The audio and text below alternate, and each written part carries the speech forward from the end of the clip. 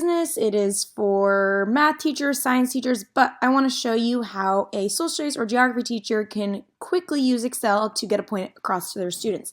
They have this new geography feature, so how it works, how I get there, I go to data. We're going to click on geography. You can try a sample data, or if you know what you're doing, you can say got it. But basically what it says, I'm going to start typing in, let's say I want to do country, so I can say United States, Canada, and Mexico. Okay, maybe I'm teaching my students about the 3 main countries in North America. If you notice, I can come up here, hit geography, and it's going to auto do this. One, your students can go look up information about them, and it's powered by Bing, because obviously this is a Microsoft product, but they have access to all of this info right there. What's even better is, let's say I want to compare the GDP of these countries. I can click, expand my window, and I've got GDP. I can drag it down, and there we go. I put GDP up here, GDP. I can insert a new column. Let me zoom in so you guys can see this better. And instead of doing it that way, I can also just click here. Let's say I want to know the area. Oh, let's see. Area.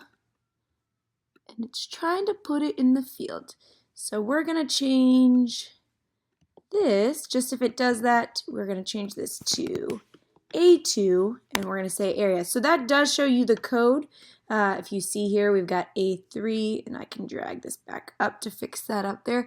So if you want to know the codes, once you've done it once, you can look up and you can see it. So this would be our area. If you want to, from there, have your students create data tables, they can. It's not just for countries. Let's say I want to do where I live. So Stafford, VA. Okay, you can click this little button and it will go and find it, and I can now compare it the same thing. So let's compare area.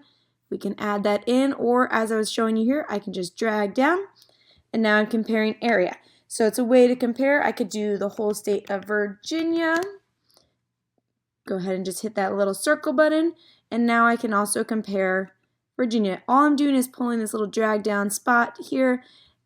There we go.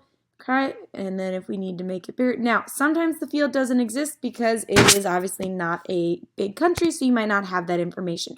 To see what information you can get, you can go ahead and click, and I can look here and copy some of that. If you want to know how to take this information and turn it into a graph, feel free to check out some of my other videos.